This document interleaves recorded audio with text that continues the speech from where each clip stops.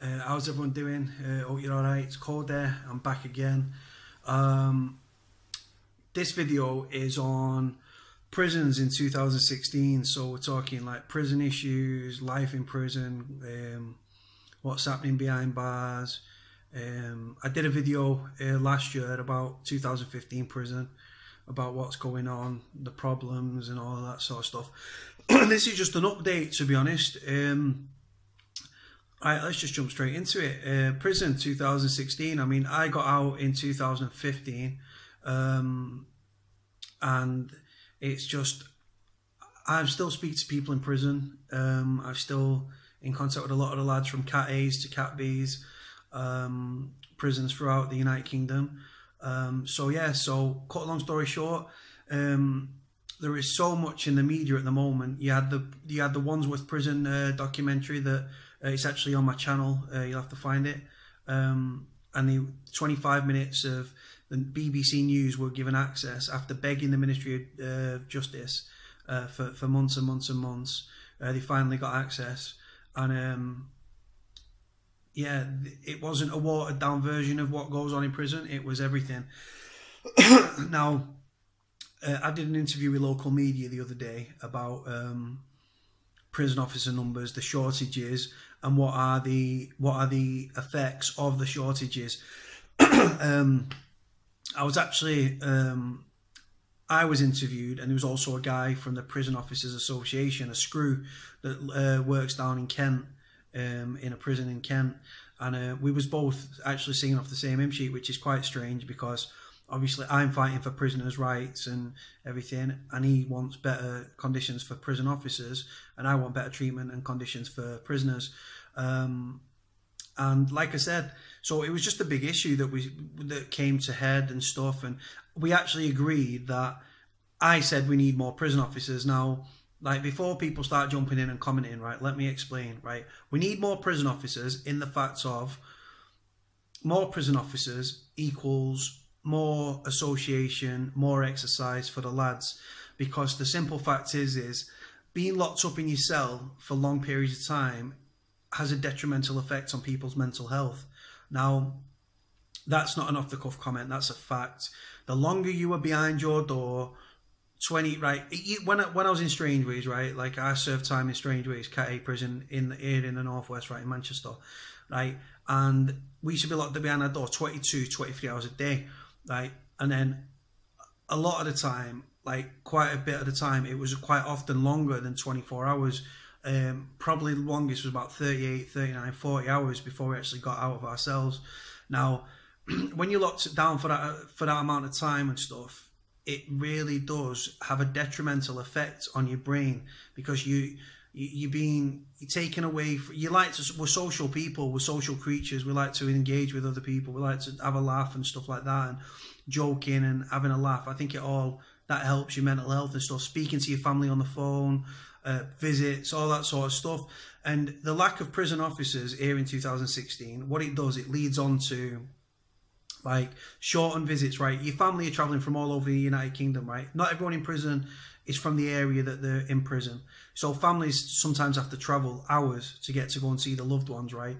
And then when they get in there, because there's less and less security staff on reception, by the time they've cleared like reception and got upstairs on a visit, an hour visit, it's become like 40 minutes, 35 minutes, 45 minutes. And it's a joke, to be honest. And you only get, when you're convicted, you're only getting one visit a week. And then obviously you're not getting association and exercise, which obviously that's like, the lads should be treated like human beings, right? Yes, we're in the prisoners, right? But they still should have human rights where they can go, and if you're locked behind your door, right, you can't have exercise, you can't have association, you can't ring your fucking friends and family, right? You might have loved ones that are getting old and stuff like that, your kids and stuff, they might be starting school or things like that. You need to speak to them, and then when you're all let out, everyone runs to the phones and stuff, so then there's fights taking place over the fucking phones. Then we get to the fact of like the prison officers, that prisons and wings are fast becoming no-go areas for prison officers. Now that's a bit mad to say, innit? Like, prisons are becoming no-go places for prison officers, right? Because the simple fact is Prison officers give the lads a kick in because they're overstaffed, understaffed, massively overstretched, and massively overworked. They're working like skeletal. They're running skeletal shifts, right? They're not working at full operational capacity, right? Then the lads are behind the doors for longer, so they're getting out, they're getting antsy, they're kicking off. They might target a screw that's targeted them in the past. It's like a vicious circle. The prison officers, like these private prisons, right? G4S, Sodexo run prisons and stuff like that, that are not Ministry of Justice, that they've been sold down the river. They're being governed, right, by fucking glorified security guards, right? Right, they might do a bit of training here and there and like control and restraint and all that bullshit, right? But like, it's the private prisons that they're run by glorified security guards that before they went to work in prison, they was probably working security at music concerts and festivals and shit like that. And then you've got the language barrier. There's a lot of people in prison because of how diverse the UK is and how lapsed the borders were in the past. Well, still are, to be honest, until the Brexit thing comes in. You've got prisoners from all over the world, right here in the prison system here in the UK. And there's a language barrier, right? And like some of these lads don't speak a fucking word of English, right? And the staff are not like language trained and stuff. They're not bilingual. They can't start fucking speaking this, that, and the other to different people. Romanian, Polish, Pakistani, Middle Eastern, fucking like Iranians, like French, German, Spanish, like Lithuanian. They can't speak all these languages. Right, so that's a big problem, right? Then you've got the fact of a lot of these lads that are in prison, they've served the sentence and they're waiting to be deported, but because there's no space in like these immigration centres and stuff, people are ended up in prison for weeks and months and years after they should have been evicted from the country. Because there's a backlog of stuff like that. The country's on its fucking ass, right? The prison system's a fucking joke. The prisons are now, because of the detrimental effects it's having on prisoners being locked behind the doors for longer periods of time. They're becoming like mental asylums. They are. There's a lot of lads in prison that have got mental health issues, right? That stab themselves, try and hang themselves, slash up, smash the cell up, try and take their own life or do take their own life. And it's not because they want to, it's because they're simply, like, they want to, like, they want help and they try everything. They speak to the staff. The staff don't give a shit. The staff haven't got the time of day for the lads. All that happens now, the screws are locking themselves in the fucking office, right, and letting the lads run amok. And lads are openly smoking fucking spice and drugs and everything else. There's more drugs legalised and fucking weapons and mobile phones in prison than there are prison officers, right? That's not an off-the-cuff comment, it's a fucking fact, right?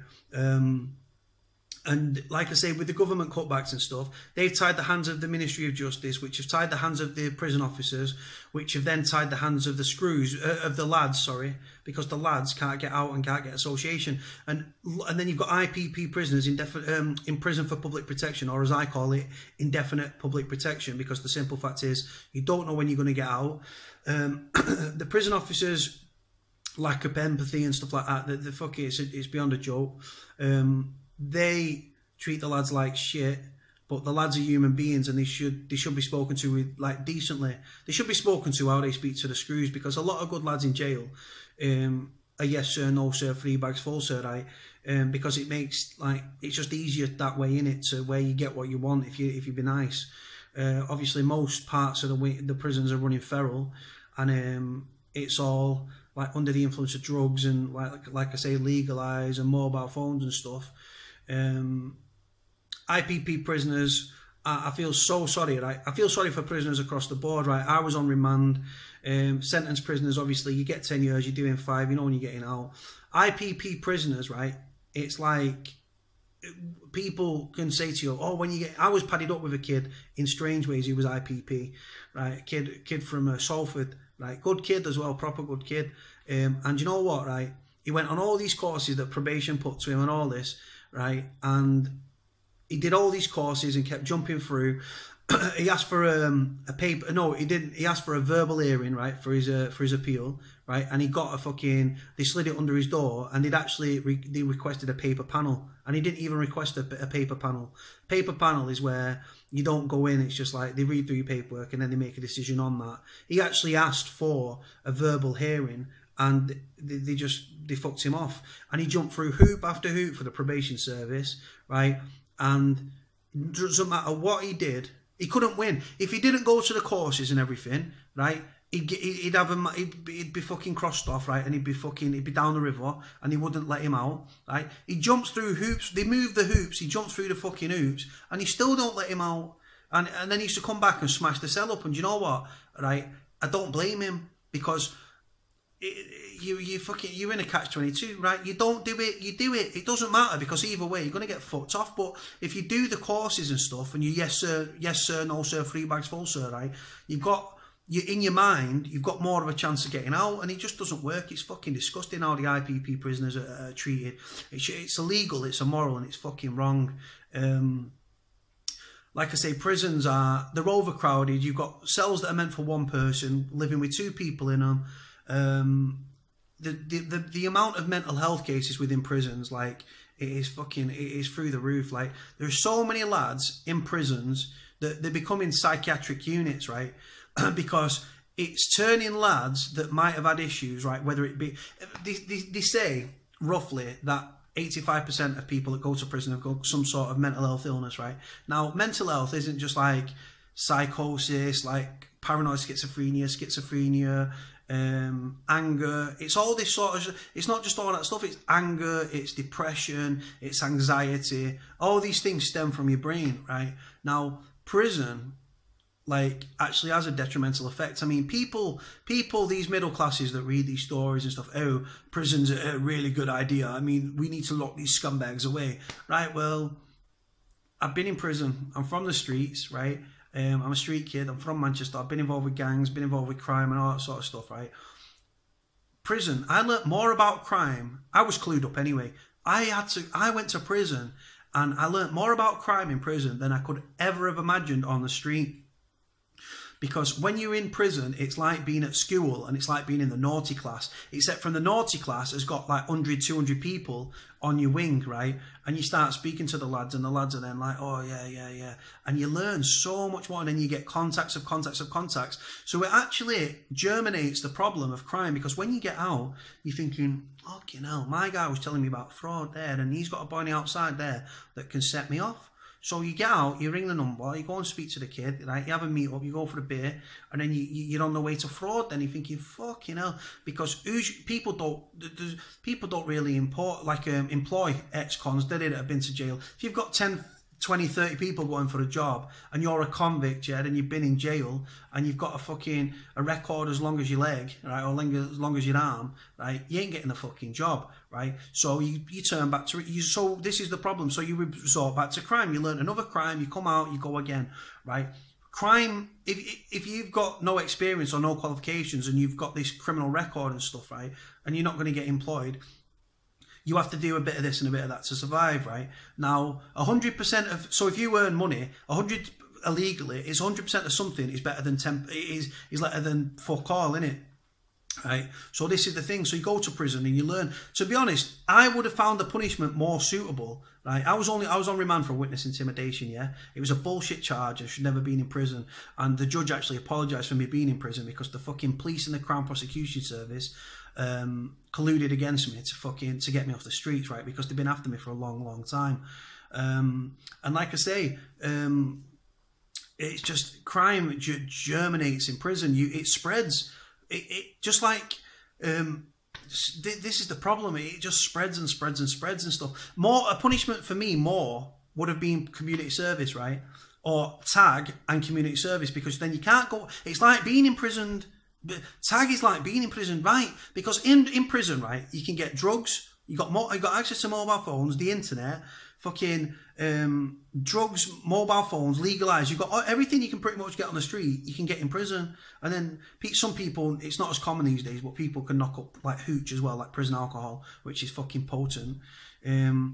So like I say, it goes on and on and on. So I would, if I was on tag, right, and you break your tag, then you could go to jail. But before that, give me community service, right? If I'm on a community service, I've got to graft and put something back into society, right? Which is a pain in the ass because you don't want to do it, but if you don't do it, you know you could go to prison. So that's looming over your head, and that should be the system. And obviously there's certain crimes that above a certain place, like above a certain level, have got to go to prison because that deems fit. But if we lower the bar by a lot, right? But you've got people in prison that are in for shoplifting and stuff like that.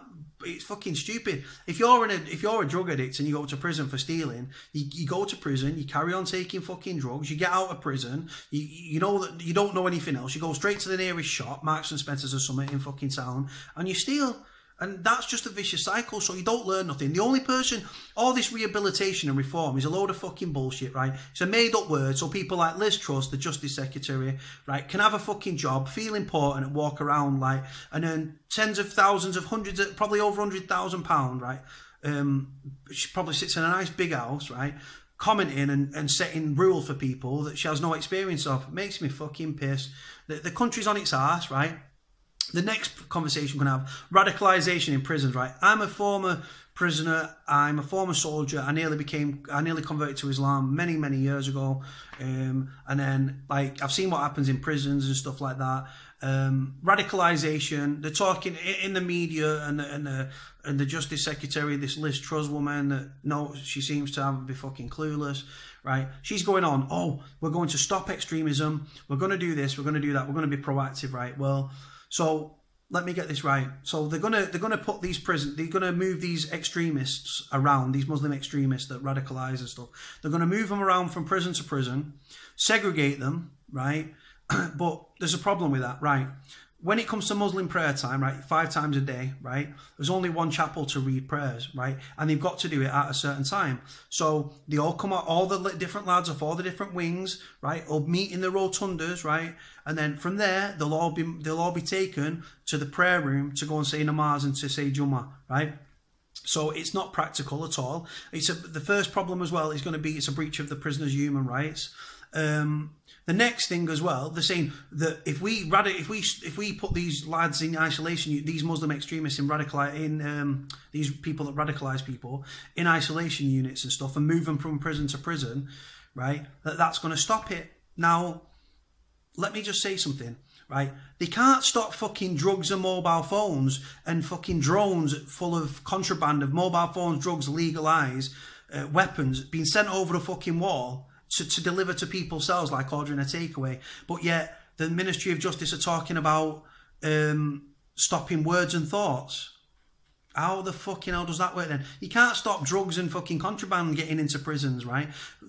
Most of the screws are fucking bent and on the fucking on the take and stuff, coming into fucking prison with fucking smartphones, selling them and stuff to top up their wage and stuff and try and befriend the lads. There's corrupt screws in every fucking prison, right? That's a fact.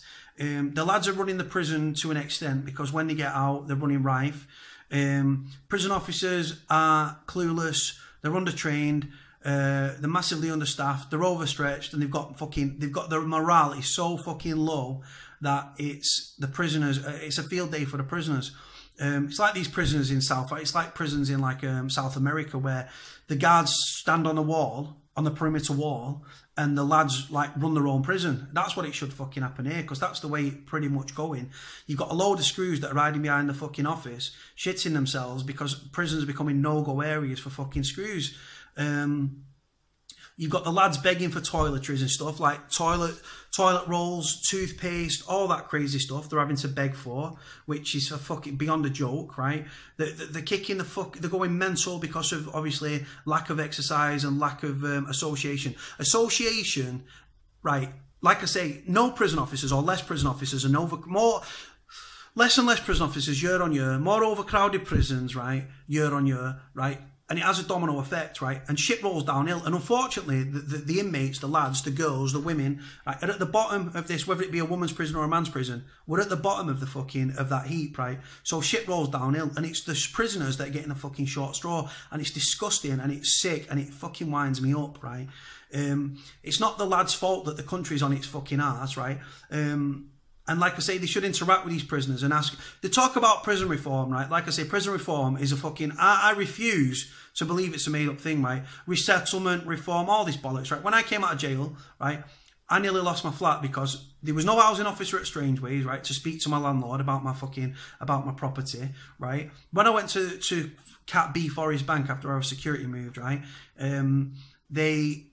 the housing officer I spoke to didn't even speak to my landlord. So I came out to eviction proceedings against me. I've already been fucking homeless. What did he want to do?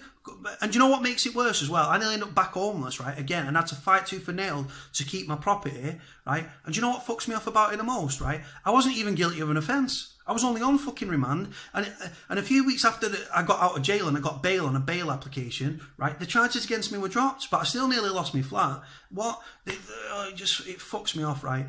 Like I say, the prison staff, private prisons, most of the screws are swap the personality for a set of keys. The other screws in G4S prisons are fucking laughable. Honest to God, you just take the piss out of them. They're getting smashed up, they're getting beat to fuck, right? They get spat at, they get swore at, they get piss thrown over them. It goes on because people don't respect them. The glorified security guards people, right? And like I say, they used to go doing security at concerts at fucking like music festivals and fucking doing the doors and working security at fucking like shopping centres and stuff. But yet then they're cast into a prison doing control and restraint training and stuff like that. They don't know how to deal with mental health, right? No prison officer is trained to deal with mental health issues, right? The amount of mental health issues within prisons is astronomical, right? And it's a joke and something needs to be fucking done about it. Then you've got the language problem, then you've got overcrowded prisons, then you've got like the fact of like the wings are becoming lawless. It's more dangerous in prison than it is on the streets, right? Because prisoners don't give a fuck, right? They've got nothing to lose. You're in prison for 15, 20 years, right? Life, whatever. You don't give a fuck what you do, right? What can you do? Add time onto your time onto your time. You don't give a fuck. Fucking simple as that, right? And like I say, but I do want more prison officers, unfortunately, even though I'm fighting for the lads for better conditions and stuff like that and treatment. Like not being able to ring the loved ones and stuff like that, that's going to wind people up, right? Being locked behind your doors, being prodded like a tiger in a cage, right? You're in a small confined space with one other person that you can't swing a fucking cat in. You've got blaring heat that's magnified by the thick glass on the windows coming through. You can't cover your fucking windows because it's a security breach and stuff. They'll think you're trying to tunnel out and you can end up on fucking report and warning and shit like that and getting nicked for it, right? And it's just a fucking joke. Prison here in the UK in 2016, it is a fucking joke. Prisons should be renamed psychiatric units because the truth of the matter is, right, the lads are developing and developed long term, are going to develop and have developed and are going to continue to develop serious mental health problems, and it's disgusting and it's a joke and it fucking winds me up, and something needs to change. It won't change, but we still keep up the fight. Right, rant over. Take care, guys. Bye.